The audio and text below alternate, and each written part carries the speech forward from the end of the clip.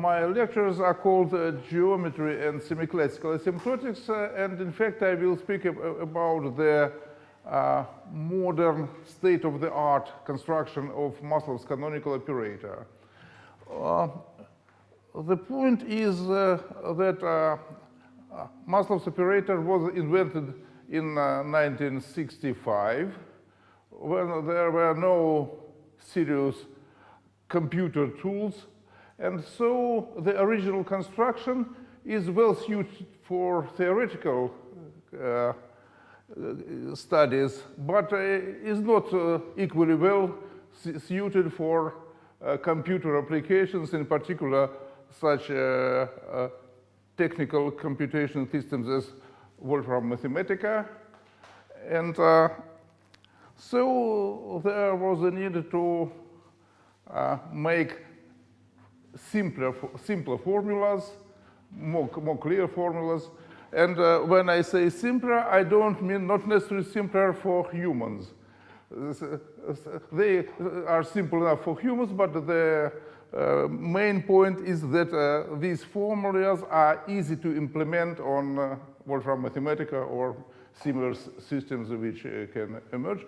Of course, as far as we are concerned, we mainly use Wolfram Mathematica, which is perhaps the most well-developed system here. Well, and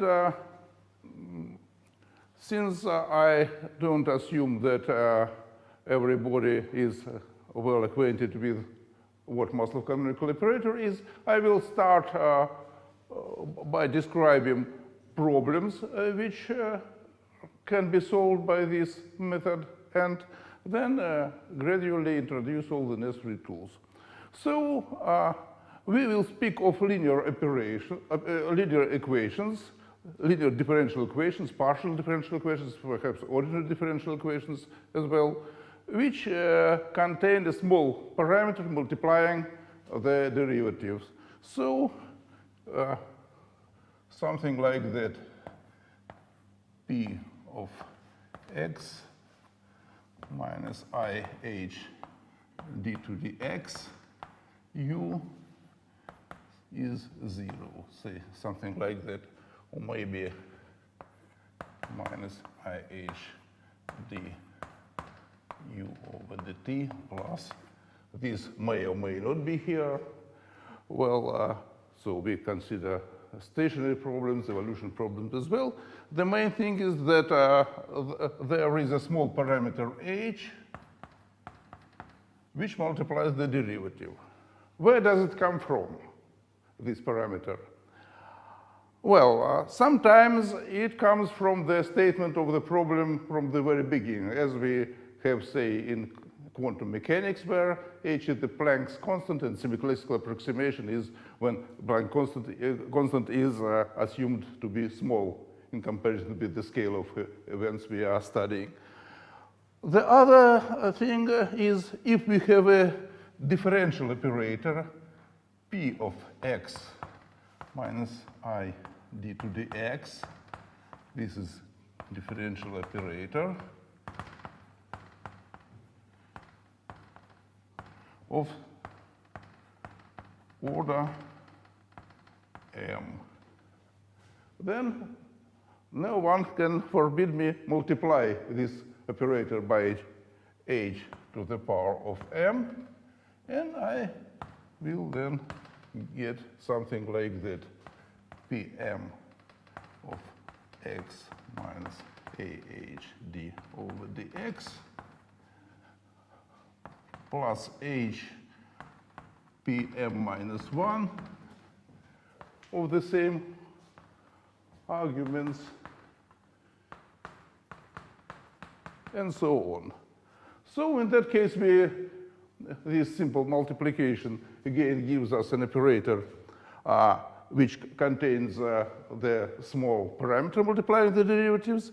But now we only have the leading term, the principles is determined by the principal symbol of this operator, the leading homogeneous part, and all the other terms get an extra factor of h or some power of h in front of them. So they are less important, but still, in particular, this term is still very important when we will construct the asymptotics as h to 0. Yes, when we study such equations in semiclassical approximation, we wish to construct asymptotics of the solution as h tends to 0.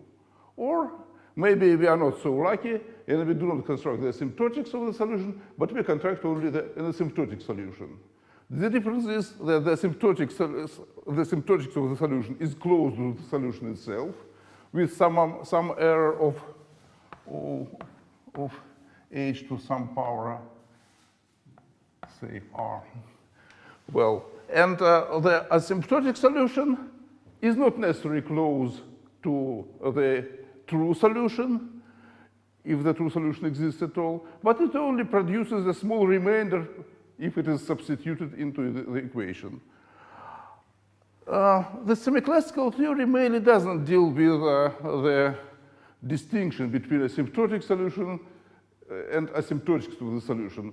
In fact, if you have constructed an asymptotic solution, this is more of a problem of functional analysis to prove or disprove that there exists an exact solution which is close to this asymptotic solution. The task of semiclassical asymptotics lies exactly in constructing asymptotic solutions. Well, okay. So perhaps the simplest method for constructing a asymptotic solution of such equations is the WKB method. And its roots are in the very old, a very well-known Euler method for solving differential equations with constant coefficients. Well, if we have some equation P of minus E I H d over dx u is 0, equation with constant coefficients, no x here, only minus I d over dx, then we can seek the solution in the form u is e to the power of I over h k times x in the set of the inner product. Kx is the sum kj xj. And if we substitute this into the equation, then we get the condition that P of k must be 0. So, and in this case, we of course obtain the exact solution, an exact solution of this equation. If we take k, the root of P of k is 0, then we obtain the exact solution. Now, if the coefficients of the equation depend on x, then we cannot obtain an exact solution in this way. The phase function here will be no longer linear, but we still can try to substitute a function of the form u is equal to e to the power I over h s of x, a of x. This, and thus we can try to substitute it into the equation. Well, I will assume in my lectures that s of x is real valued. I don't consider the case of complex phases in the asymptotic. So just to mention this. Well, and so we can substitute this into the equation. And where now the coefficients depend on x, we don't have this here. And then we obtain, in the leading term, after some computations, we obtain this equation P of x ds over dx is 0. This is the Hamilton-Jacobi equation.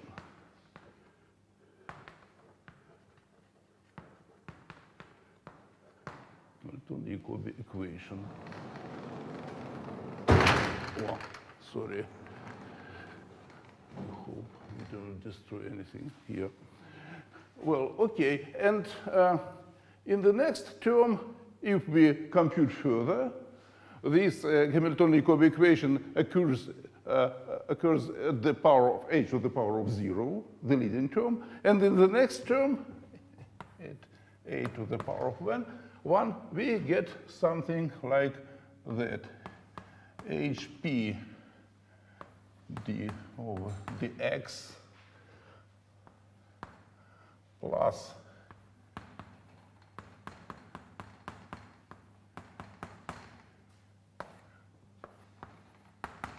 is 0.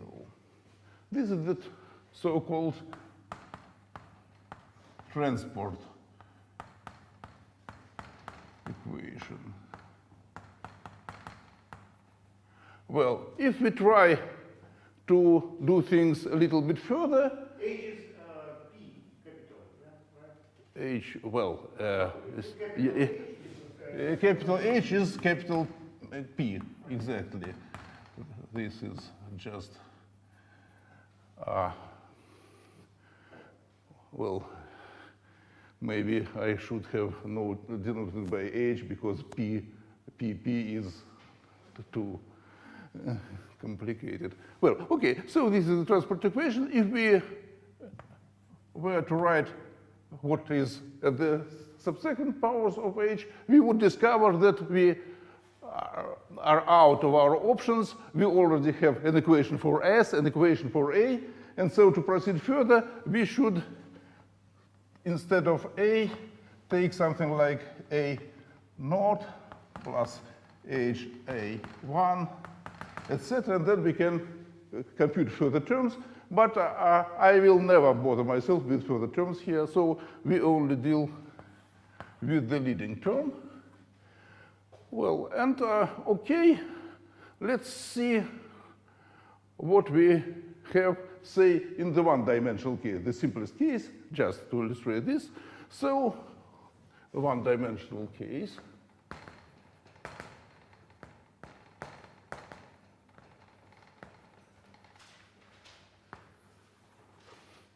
Well, the equation is, again, P of x is over the x, or maybe I should make the convention that P is H from now on, because I will occasionally write H anyway, is 0. And this is a curve on the plane of the variables xp of our Hamiltonian H of xp, something like that. And so we can see the problem immediately. If we have ds over dx here, then this is a function of x, but clearly the zero set of the Hamiltonian is not, in general, the graph of a function of any function of x, so we have a problem here. We can get the solution maybe here for this branch, here, so it will be on some interval of the x-axis. But what to do with these parts? Well, as early as the WQB approximation was invented, there was some research to do that.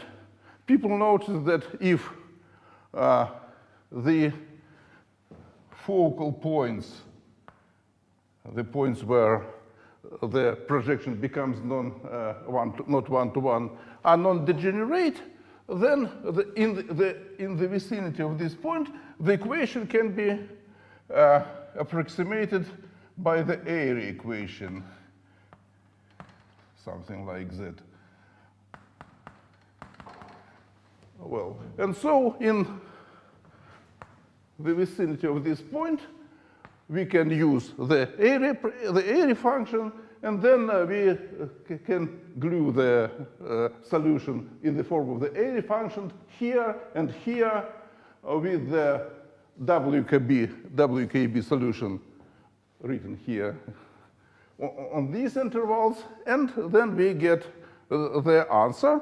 But the strong drawback is that first, this only works if these focal points are not degenerate. And second, it is not immediately clear what to do in higher dimensions. Maslov in 1965 notes that the solution is, in fact, very simple. If, let's return to the one-dimensional case, if this curve or some part of it is not projected diffeomorphically on the x-axis, and assuming that this curve is not degenerate, of course, we don't consider other cases here, then it is inevitably projected diffeomorphically on the p-axis. So if we make the Fourier transform, which interchanges the x and p variables, then we just can write here, we can write the WKB element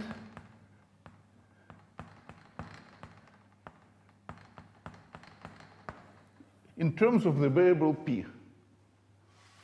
Well, okay, of course p is wrong variable. We need the solution in the x variable.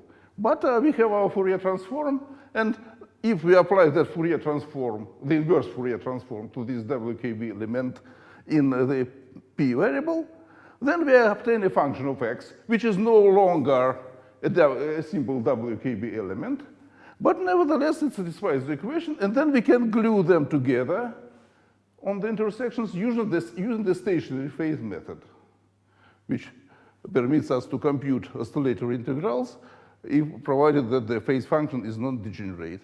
So this picture is clear, and on this way, when gluing together these local solutions in the x and p representations, we obtain quantization conditions and so on and so on, and this is very good. This is the classical Maslov canonical operator. I will not discuss it in detail any further because I will give the new construction. But now I will just say a few words to explain what are the disadvantages of this.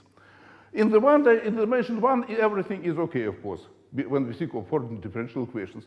Assume now that we deal with partial differential equations. Then, of course, things are a little bit more complicated.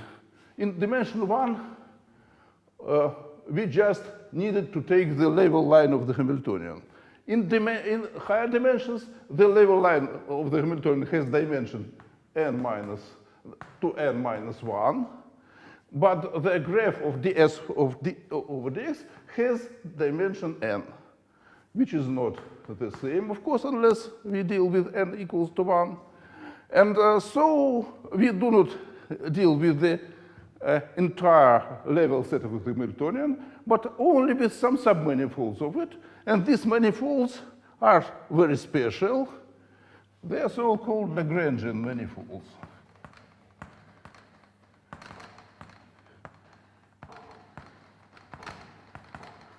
These are submanifolds of the phase space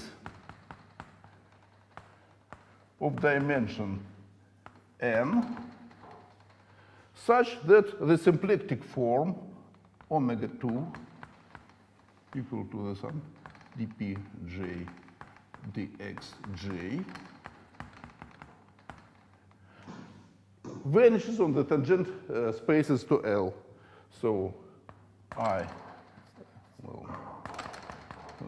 omega 2 is 0, where I is the embedding of L into R2n.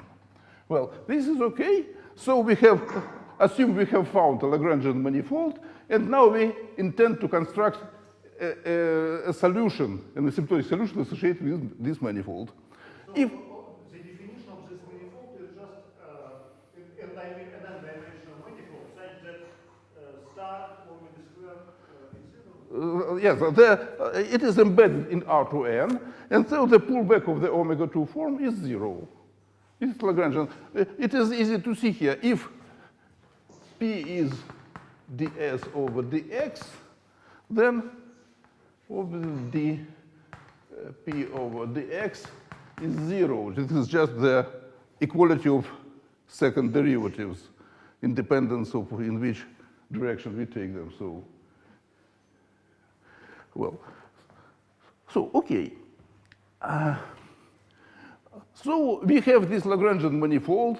Assume that it lies on the level line of the Hamiltonian, so that H restricted to L is 0.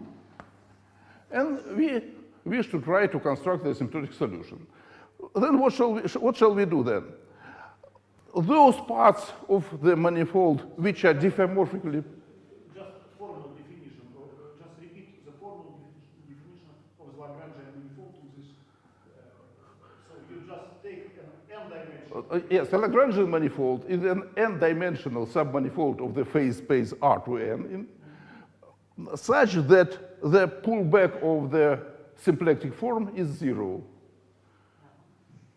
Well, okay. So if we have a Lagrangian manifold, then in those parts of this manifold which are diffeomorphically projected onto the x-plane, everything is okay. We again can take the WKB elements and then try to construct asymptotic solutions.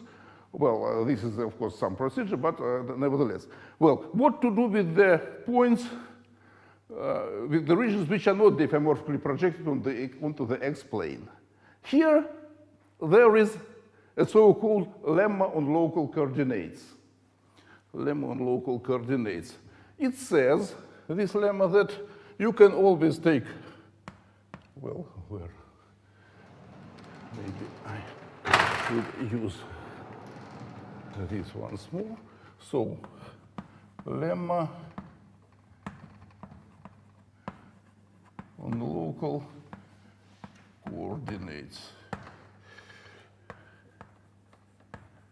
This lemma says that in a neighborhood of any point of Lagrangian manifold, you can always take local coordinates of this form, xj1, xjk, pjk plus 1, pjn, where J1, Jn is a permutation, some permutation of 1 to n, and k is some number. In fact, you can take k to be the rank of the projection at that point, in the neighborhood which you wish to find local coordinates. So in each pair xj, pj, in each pair of xj, pj of conjugate coordinated momenta, you can take one or the other, and then if you do this in a clever way, you obtain some coordinate system on our Lagrangian manifold. Then you can proceed as follows. You make the partial Fourier transform with respect to these variables, and write the WKB element in the mixed representation. It depends on these x's and these p's. And then you make the inverse Fourier transform. This construction works very well theoretically and permits one to define Maslow's canonical operator. This was, in fact, its original definition. But this condition has a very essential drawback. These coordinates are, in most cases, apart from the one-dimensional case, of course, in most cases, they are not natural in the problem which you consider. These are some coordinates, and your Lagrangian manifold, we will see that later in the examples, it may not sit well with these coordinates. The consequence is that you need to cover your Lagrangian manifold with many coordinate charts of this sort. And then you have to use a partition of unity subordinate to this cover. And all of this doesn't work very well if you want to implement your computations on a computer. If you want to implement your computation on a computer, you would like to use coordinates on Lagrangian manifolds which are most natural, which somehow stem from the problem itself. Well, and so the corresponding construction was developed indeed. So all in all, this construction permits one to write out expressions for the canonical operator in arbitrary coordinates on the Lagrangian manifold. If you have the Lagrangian manifold and you have some coordinate system on it, and you are free to choose this coordinate system to conform with the statement of the problem, then in these coordinates you can write your canonical operator. Well, of course, I could proceed with general formulas, but I guess it would be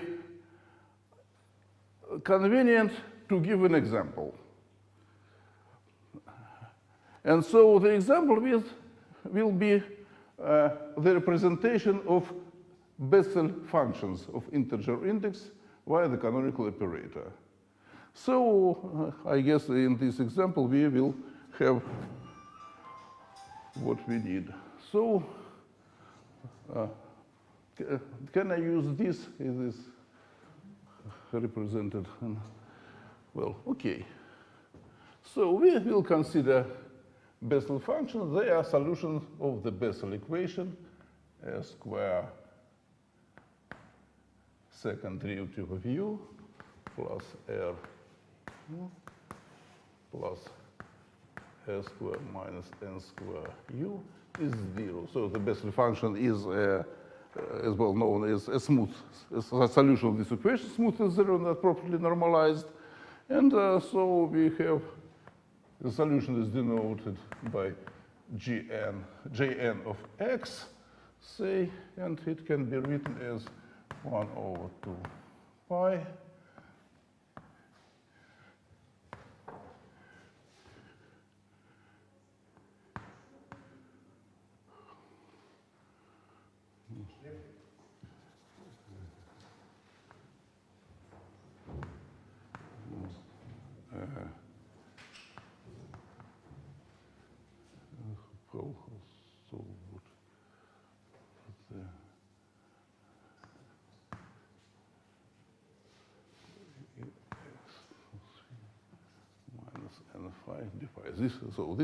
this is the formula for the Bessel function.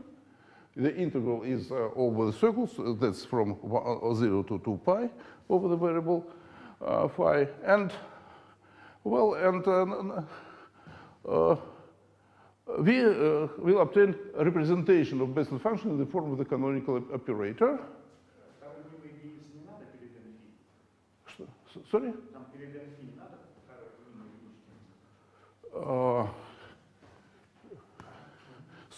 Sorry. Okay. So we speak of asymptotical representation, of course. This asymptotical representation will be for large x. So, but we will conveniently take Jn of x over h. We make this change of variables, and so we will represent this function in the form of the canonical operator. Well, first of all, I would like to write the derivation of this representation, which will guide us as to how to construct the canonical operator representation of the Bessel function. Well, it's well known, again, that the Bessel function can be obtained and stems from the Helmholtz equation. Well, so we seek the solution in the form of, well, maybe I should write V here. V is E in phi times u. Well, and then if we seek the solution in this form, then for V we obtain the Bessel equation, and V will be the Bessel function. Well, okay, so let's solve this problem.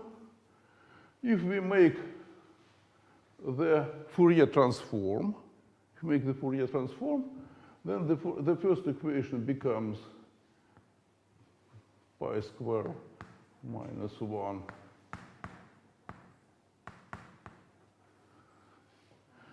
Well, and from the second equation, we obtain d over d phi.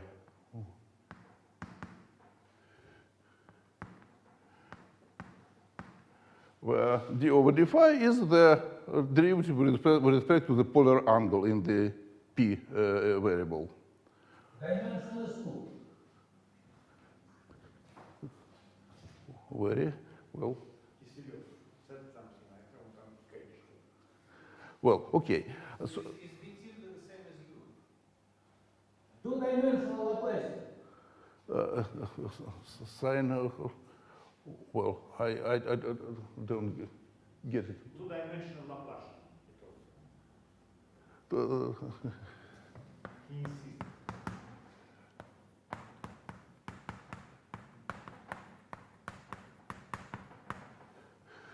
So this is the two-dimensional Laplacian. Yeah, okay. So, V tilde. Is this the same as you denoted by u then? I don't understand. V tilde. this is the Fourier. I make the Fourier transform, so this becomes p square minus 1, v is 0, and this becomes this equation. And so, well, the first equation says that v tilde is some function of the polar angle times the delta function of p square minus 1. And the second equation says that f of phi is c e to the power I n phi. Well, so now we have v tilde is some constant e to the power I n phi times delta function phi square minus 1. And now if we take the inverse Fourier transform and compute the integral, please permit me not to do that here because this is an easy exercise, then we just, after some changes of variables, get this formula with some constant here, which for appropriate choice of c becomes 1 over 2 pi. So this is an easy, of course, well-known way of derivation of the formula for the Bessel function, but that is why I explained it here. It shows us the way for obtaining the asymptotical representation. Thus, we have, in fact, now let us use this h, pass to the semiclassical operator, make the change of variables. We have two equations for this function, well, v and phi times jn of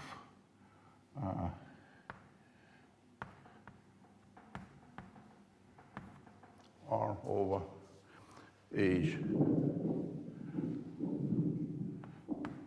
We have h1v is equal to v, and h2v is equal to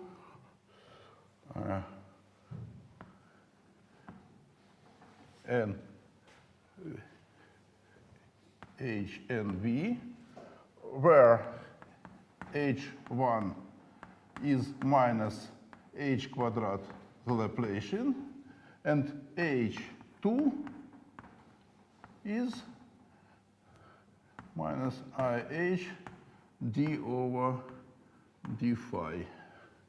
Well, please don't kill me at that moment. I have denoted the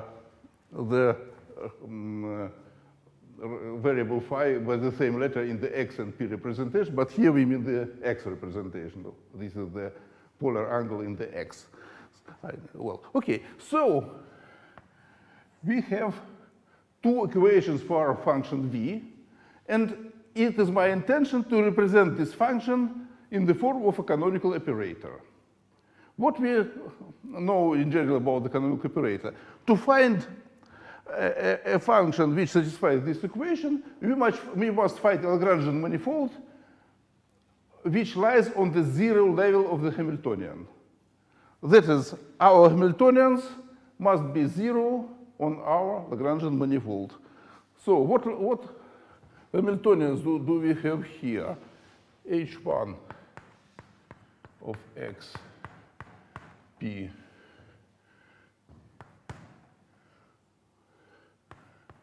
square minus 1 and H2 at xp is x1 p2 minus x2 p1 minus gamma, where gamma is equal to Hn. Well, I have introduced this notation on purpose.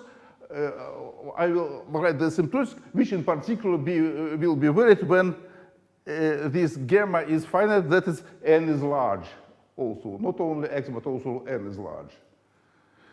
Of course, the case in which n is not large is not excluded as well. H1 comes from this equation. This is the Laplacian. The constants on the other side. If you shift the constants into the Hamiltonian. This is why there is a minus 1 on the guy. So we have two Hamiltonians, and we wish that our function satisfy both equations. Both equations. So our Lagrangian manifold must lie on the zero level of both Hamiltonians. These Hamiltonians, as one can easily see, are in involution. So their common levels are Lagrangian manifolds by the well-known theorem due to Arnold.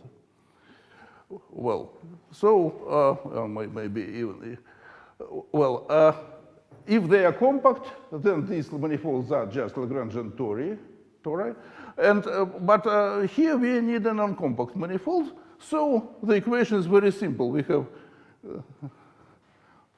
let's write, lambda gamma is the Lagrangian manifold xp in R4 such that p square is 1 and x1 p2 minus x2 p1 is equal to gamma. So this is the Lagrangian manifold lambda gamma, and on this Lagrangian manifold we will write the canonical operator.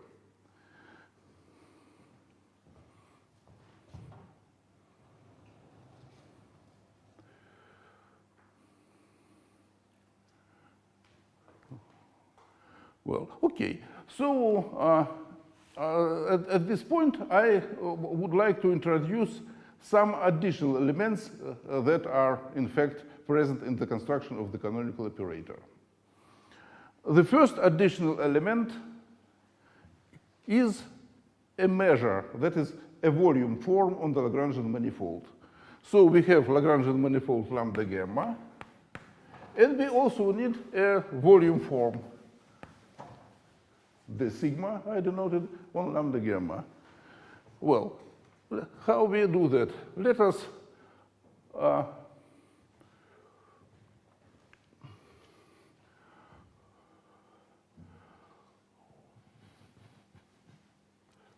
represent lambda gamma in parametric form. We introduce two coordinates alpha psi.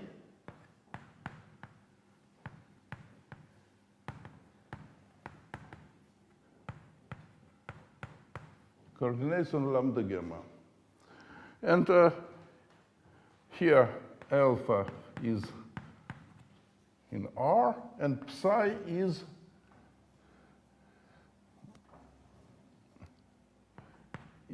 and S1 is R modulo 2 pi. Well, and the equations of the Lagrange manifold in these coordinates will be as follows.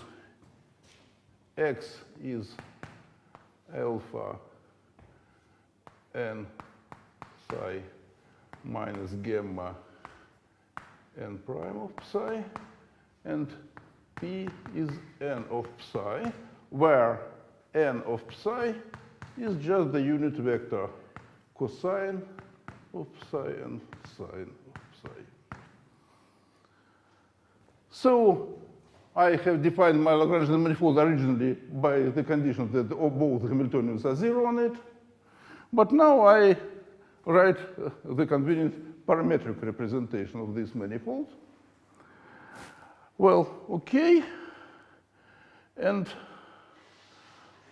we need some volume form on this manifold, not to generate two form.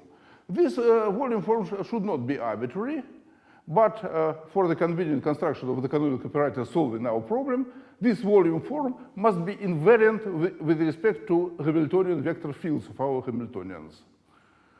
Well, these Hamiltonian vector fields,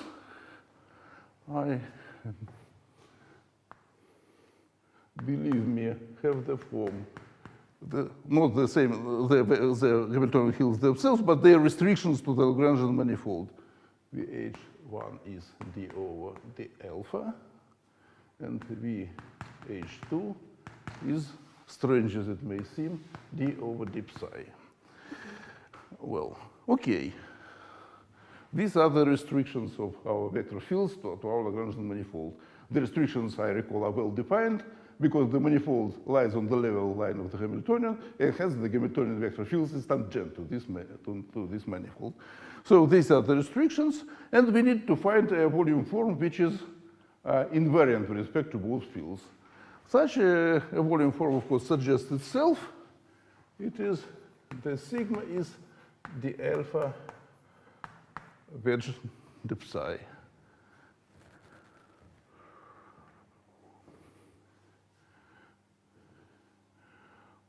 Well, so we have this lambda gamma, this measure, the sigma on it, and we also need to construct the action function on lambda sigma. Action is a function tau, I don't know, such that d tau is equal to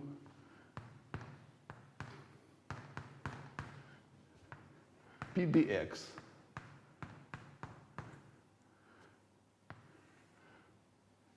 Well, of course, this is p1 dx1 plus p2 dx2. Well, of course, this function is not single-valued. It is defined up to a additive constant. It is not single-valued. But again, if you believe me, then I can write this function, one of possible functions, with alpha plus gamma psi. Alpha plus gamma psi. This is our function, but of course it is not single-valued because psi varies on the circle, and so there are many branches, infinitely many branches of this function, which differ from each other by 2